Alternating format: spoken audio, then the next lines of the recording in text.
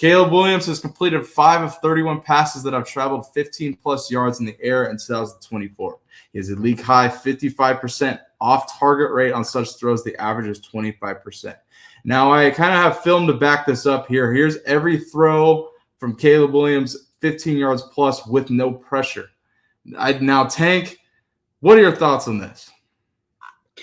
I mean, I hate to beat a dead horse, but I just don't think the kid's comfortable with the game yet. I think, even when he has a clean pocket, he's still overthrowing guys, not giving guys an opportunity to win their matchups. And, I'm just hoping that it clicks sooner or later and it doesn't just blow up. I think he likes to make these spectacular throws on the run and across his body, but in the NFL, man, you got to be able to make the fundamental throws. That's going to get the ball down the field. And until he realizes that that's what's going to win and not his crazy sidearm throws back across his body, the sooner he figures that out, the sooner the Bears will be in a lot better position. Let me ask you, and this is something I'm I don't know, as we get on here, we keep bringing this topic up. I understand the Bears are coming off a win against the Rams, the most injured team in probably the history of football. But let me ask you, do you think the Bears have buyer's remorse for Caleb Williams? And if so, why? Absolutely, they have buyer's remorse because the default things he does not help the organization win.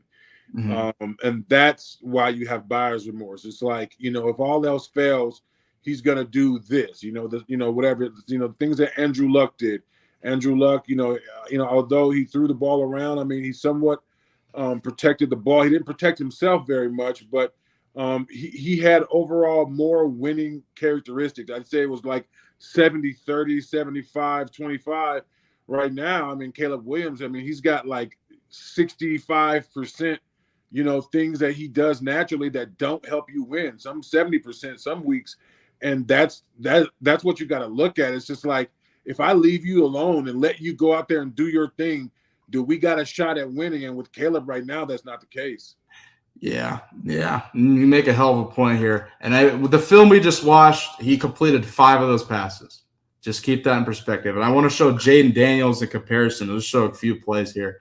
I mean, I don't know. How do you feel about Jaden Daniels in comparison to Caleb Williams? Yeah, I think Jaden Daniels just had, he was taught by, the great Ryan Porter, former Husky player, a Arena Football League legend.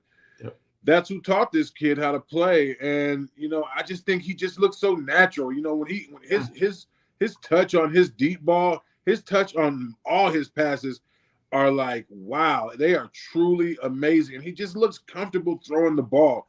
And that's a prerequisite to play quarterback in this league. And I think that these scouts that get caught up in these big plays where he runs around and he throws the ball and that's fine. But can he stand still, make a 3-step drop, throw on time, and deliver the ball to the receiver where he can make a play?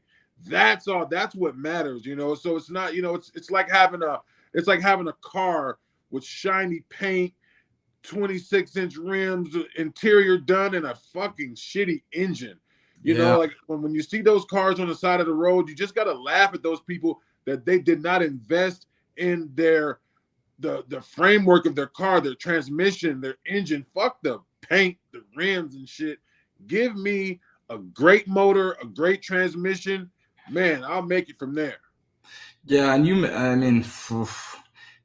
mentioned that you feel Caleb is uncomfortable in the Bears system. Can you break down why that is why you think I'm not saying he's uncomfortable in the Bears system. I'm saying he's uncomfortable doing what's required of a NFL quarterback, throwing the ball on time, throwing the ball to the receiver where he can make a play. These managing the clock, picking out protections, understanding to take a check down that might get you 7 and a broken tackle. Just the basic things that make a quarterback. When you watch him, you can kind of watch him with a sense of ease that he's going to do the right thing. He doesn't do any of that, in my opinion. Yeah. Let me ask you if what needs to change? What needs to change for him to like, for him to start picking some of this shit up here? Because it's not like they won against the Rams. He threw for 170 yards. I mean, I don't know. Jay Daniels is out playing him right now. What does Caleb got to do to pick up his production here? Well, I mean, what they need to do is they need to simplify what he's doing and maybe give him certain reads that's what he works on that week. 3-step bang, 5-step bang, get the ball out, and if I were them, I would say, okay, I got to run it. If it's 3rd and 10, I'd send a running back to the flats. I'd run a tight end on a out route, and I run somebody behind that and just give him 3 layers of receivers to look at. Let him make the decision and go down the field.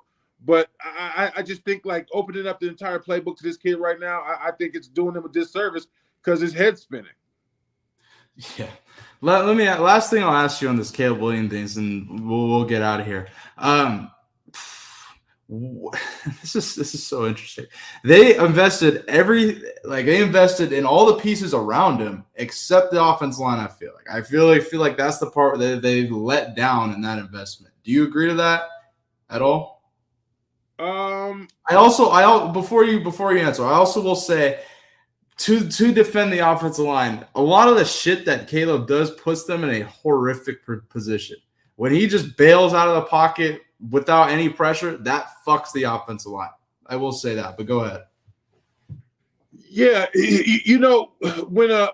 when a franchise drafts a number 1 quarterback, that quarterback usually makes everyone around them a little bit better. Let me tell you something. When Eli Manning got to the Giants, he made, Chris Snee and all those guys household names because he makes those plays. Those guys feel that they have to, block that much longer, that much better for this guy. Oh my God, he's shown that he's going to make plays. I'll take a holding call before I get him hit. The quarterback play raises the level of all the other plays. If your quarterback's not making plays that bail out those linemen some plays, let me tell you, man, it's really tough to get on the same page to where everybody's got to be perfect. You draft a quarterback number 1 because he's a generational talent that's going to make your line better, your receivers better. I think right now he might be the weakest link, and if that's your weakest link, then it's going to be even more glaring on your line. No doubt. Yeah. Well, we're gonna find out. They play the Panthers and led by Andy Dalton now, which I actually think is better for the Panthers. They look just think about like all the spectacular runs Mike Vick had is because someone is on his O-line got their ass kicked and he had to take off and run. But you never saw how the O-line never got credited for being a bad O-line. It was just chalked up as a great play by Mike Vick. That's what we need.